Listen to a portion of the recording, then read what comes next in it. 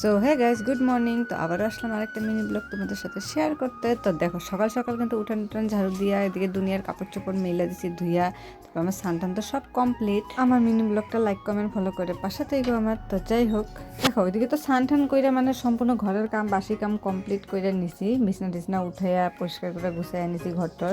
ওইদিকে ঘরের কাম কমপ্লিট করে আমি রান্নাঘরে আসলাম, আর ওইদিকে তো চাটা খাওয়া কমপ্লিট হয়েই গেছে আমাদের। তারপরে দেখো, এখানে সকালে যে বাসনপত্র মাজছিলাম ওগুলো গুছাইতে পারিনি, তো ভাবলাম এখন গুছাই নি বাসনগুলো। তো গুছানো কমপ্লিট আমার বাসন। তো এদিকে আবার দুপুরে রান্না বান্নাও করতে লাগবে, তার জন্য দেখো এখানে কাঁঠালটা এখন কাইটা নিব। ওই দিন আনছিল, কাঁঠালটা খাওয়া হয় নাই। তো দেখো এখানে কাটাকাটি কমপ্লিট, কিন্তু কাঁঠালটা আমার দেখো কাইটা ধুয়ে টুয়ে নিছি। এখন সিদ্ধ বসাবো কাঁঠালটা। তারপর দেখো এখানে কিন্তু প্রেসারে দিয়ে দিতেছি।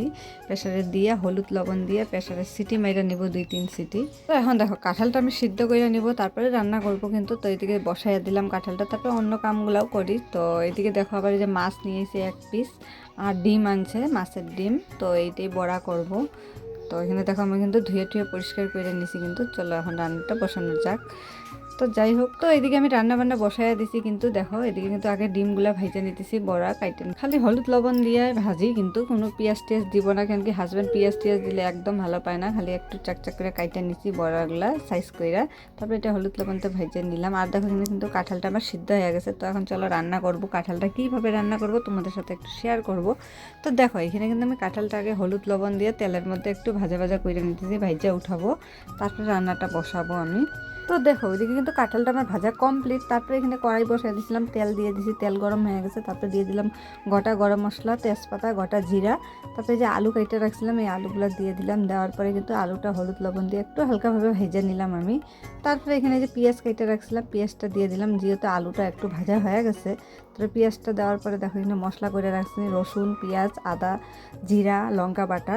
দেখো এখন তো মশলাটা দিয়ে দিলাম, দেওয়ার পরে কিন্তু সুন্দর করে সাতলাইয়া নিব আমি। তারপরে হলুদ লবণ পরিমাণ মতন কিন্তু এখানে দিয়ে দিলাম। তারপরে একটু কাশ্মীরি লঙ্কার গুঁড়াও দিব, যেহেতু লাল লাল হলে কিন্তু ভালো লাগে। তারপর দেখো কিন্তু সুন্দর করে কিন্তু সাতলাইয়া নিতেছি আমি। আর সুন্দর করে দেখো কষানো কিন্তু হয়ে গেছে। তারপরে দিয়ে দিলাম কাঁঠালটা, কাঁঠাল দিয়ে সুন্দর করে আবার কষাবো কিন্তু ভালোভাবে। দেখো যত মানে সাতলাবো বা অত টেস্টি হবে কিন্তু তরকারি, কাঁঠাল তরকারি। তারপরে একটু পরিমাণ মতন জল দিয়ে দিলাম, জল দিয়ে আর একটু কষাবো কাঁঠালটা। কষাইয়া তারপরে কিন্তু পরিমাণ মতন জল দিয়ে দিব। তারপরে হয়ে গেলে নামানোর সময় ঘি গরম মশলা দিয়ে আমি নামাই নেবো কাঁঠালের তরকারিটা। আর জানো তো কাঁঠালের তরকারি কিন্তু আমার সব থেকে ফেভারেট, খুবই ভালো লাগে আমার। তো কার কার ভালো লাগে অবশ্য কমেন্টে জানাইও। তো যাই হোক, দুপুরে তো রান্নাবান্না কমপ্লিট। আর দেখো কাঁঠালের তরকারি, তারপরে মাছের ডিমের বড়া, আর হলে মাছের ঝোল। বাস আজকে দুপুরে আমাদের কিন্তু এইটাই মেনু। তো কেমন লাগলো অবশ্যই জানাইও। লাইক কমেন্ট সাবস্ক্রাইব করে পাশে থেকো আমার। তো নেক্সট একটা ব্লগে দেখো, টাটা।